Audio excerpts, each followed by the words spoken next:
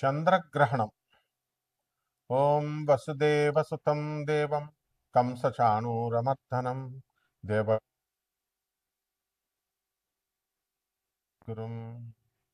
కృష్ణం వందే జగద్గురుం. శ్రీ రాధాకృష్ణాభ్యాం నమః.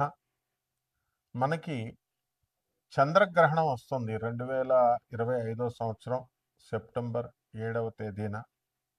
అయితే ఈ 2025 సంవత్సరం స్టార్టింగ్ నుంచి కనుక మనం చూసినట్లయితే ఇప్పటికి ఒక చంద్రగ్రహణము, ఒక సూర్యగ్రహణం జరిగింది. ఇప్పుడు ఈ సంవత్సరంలో వచ్చేటటువంటి రెండో గ్రహణము ఈ యొక్క చంద్రగ్రహణం అన్నమాట. అయితే ఇది ఇంతవరకు కూడా వచ్చినటువంటి చంద్రగ్రహణం కానీ సూర్యగ్రహణం కానీ ఈ రెండు కూడా భారతదేశంలో కనిపించలేదు. మరి ఇప్పుడు ఈ సంవత్సరంలో ఈ నెలలో సెప్టెంబర్ 7వ తేదీన వచ్చేటటువంటి చంద్రగ్రహణంలో మనకి ఇది భారతదేశంలో కనబడుతుంది. ఇది ఫస్ట్ పాయింట్. అందువలన భారతదేశంలో కనబడుతున్నప్పుడు మనం కొన్ని నియమాలు పెట్టుకున్నాం. మనం సూతకాన్ని పాటించాల్సినటువంటి అవసరం ఉంది. ఎప్పుడైనా సరే మనం చంద్రగ్రహణం వచ్చినప్పుడు దానికి 9 గంటల ముందు నుంచి కూడా సూతకము అనేటటువంటిది ప్రారంభం అవుతుంది. అంటే సూతకాలంటే మనం చూడండి, ఒక పిల్లలు పుట్టినప్పుడు కానీ లేకపోతే మరణించినప్పుడు కానీ ఇళ్లలో బంధువులు మనం మైల అంటాం, సూతకం వచ్చింది అంటాం. అలాగా ఈ యొక్క చంద్రగ్రహణం వచ్చినప్పుడు దేవతా విగ్రహాలకి, తర్వాత సూర్యుడికి, చంద్రుడికి, భూమి ఇవన్నీ కూడా మనకి సూతకం పట్టింది అని చెప్పి దేవతా విగ్రహాలు, దేవాలయాలన్నీ మూసేసి ఒక పాము వచ్చి చంద్రుని మింగింది, లేకపోతే ఒక పాము వచ్చి సూర్యుని మింగింది. ఇలాగా మనం గ్రహణాలంటే చెప్తూ ఉంటాం కదా. సూర్యగ్రహణం అయితే సూర్యుని మింగినట్టు, చంద్రగ్రహణం అయితే చంద్రుని మింగినట్టుగా చెప్పేవారు. అప్పుడు సూతకం, ఇది దోషం అనేవారు. మోడర్న్ సైన్స్ ప్రకారము మనము ఈ యొక్క సూర్యుడు, భూమి, చంద్రుడు మూడు కూడా ఒకే సరళ రేఖలో వచ్చినప్పుడు మనకి సూర్యుని యొక్క కిరణాలు చంద్రుడి మీద పడకుండా ఈ భూమి అడ్డుకుంటుంది అనమాట. దాన్ని చంద్రగ్రహణం అంటారు. అందుకనే సంపూర్ణంగా మనకి ఈ యొక్క చంద్రుడు కనబడదు. అయితే ఈ చంద్రగ్రహణంలో మనము ఎన్ని గంటలకు పడుతుందండి అంటే 7వ తేదీన రాత్రి 9:58 నుంచి స్టార్ట్ అవుతుంది. అయితే 11 గంటల 2 నిమిషాలకి కంప్లీట్గా మనకి చంద్రుడు కనబడ్డనమాట. మొత్తం అంతా చీకటిగా అయిపోతుంది. అలాగే 8వ తేదీన అంటే మర్నాడు 1:26 అంటే 8 తెల్లవారుజామున అనమాట. 1:26 ఈ యొక్క చంద్రగ్రహణ స్పర్శ పూర్తవుతుంది. మొత్తం కాల వ్యవధి ఎంతంటే 3:28 అనమాట. కాబట్టి ఈ విధంగా మనకి ఈ చంద్రగ్రహణము అనేటటువంటిది ఒక ఖగోళ శాస్త్రంలో ఏర్పడేటటువంటి ఒక అద్భుతమైనటువంటి వింతల్లో ఒక వింత. అయితే చంద్రగ్రహణంలో మనం ఏం చేయాలండి గ్రహణ సమయాలలో అంటే మనము మంత్రాలు జపించుకోవడము, తర్వాత మనం గురువుల దగ్గర మంత్రాలు తీసుకుంటాం. అలాగే ఇది పౌర్ణమి రోజున సంభవిస్తుంది కాబట్టి దాన్ని ఉపాసన బాగా చేసుకోవాలి. ఎవరైతే వశీకరణ మంత్రాలు, ఆ తర్వాత ఈ యొక్క షట్కర్మలు చేయడానికి, ఇప్పుడు అలాగే దశమహావిద్యల మంత్రాలు, ఎవరెవరు చండీ నవార్ణ మంత్రాలు, ఎవరెవరైతే గురు దీక్షలో తీసుకొని మంత్రదీక్ష తీసుకున్నటువంటి వాళ్ళంతా కూడా మనకి ఇవి ఒక రావి చెట్టు కింద కూర్చొని కానీ లేదా ఒక మనం మేడి చెట్టు కింద కూర్చొని కానీ జపించినట్లయితే వెంటనే ఫలితాలు, శీఘ్ర ఫలితాలు, అద్భుతమైనటువంటి ఫలితాలు రావడానికి అవకాశాలు ఉంటాయి.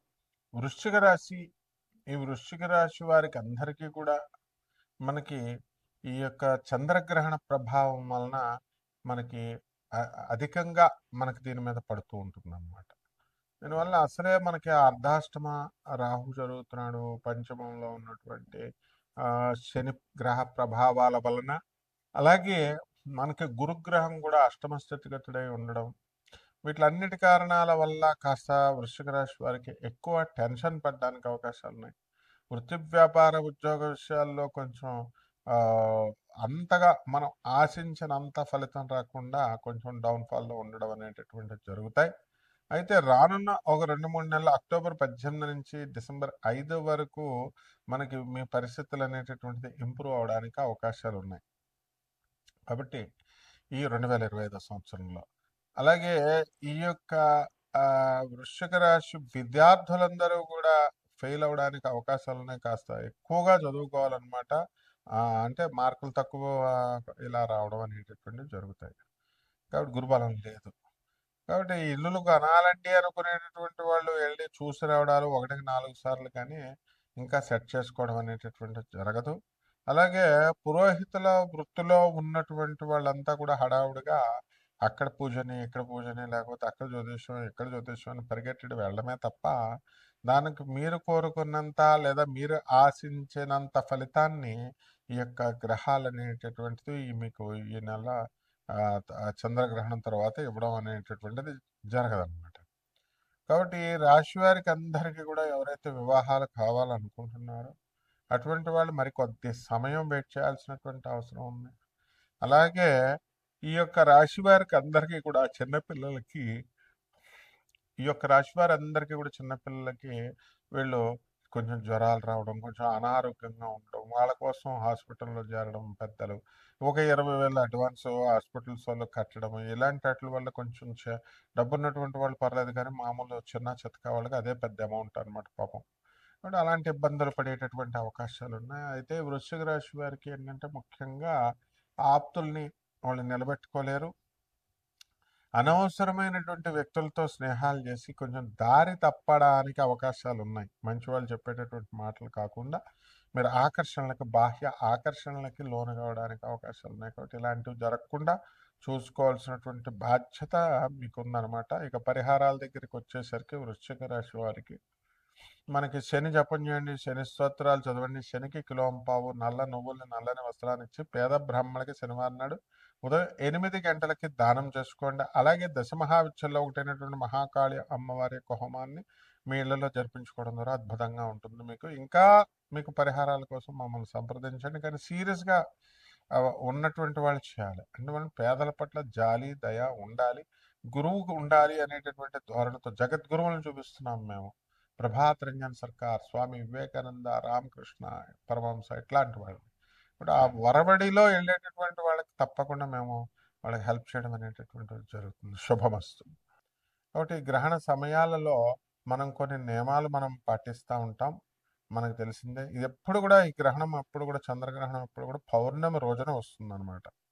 కాబట్టి ఇవి మనం చేయాల్సినటువంటి నియమాల్లో ముఖ్యంగా ఈ చంద్రగ్రహణం 9 గంటల ముందు నుంచి మనం సూతకం ప్రారంభమైంది కాబట్టి ఇప్పుడు ఎందుకు తినకూడదు? మనము చంద్రగ్రహణం ఉన్నప్పుడు ఇంట్లో శవాన్ని ఎవరైనా మన బంధువులు ఎవరైనా చనిపోయారనుకో ఇంట్లో శవాన్ని పెట్టుకున్న వీధి వాళ్ళే తినరు సూతకం. ఆ విధంగా మైలు పోవాలి, అందుకోసం తినం మనం. సైంటిఫిక్ రీజన్స్ చాలా ఉంటాయి, అదంతా అది వేరే విషయం. కాబట్టి ఈ చంద్రగ్రహణ సమయాలలో మనము ఈ గరిక గడ్డి ఉంటుంది, దర్పగడ్డిని మనం పవిత్రం అని అంటాం.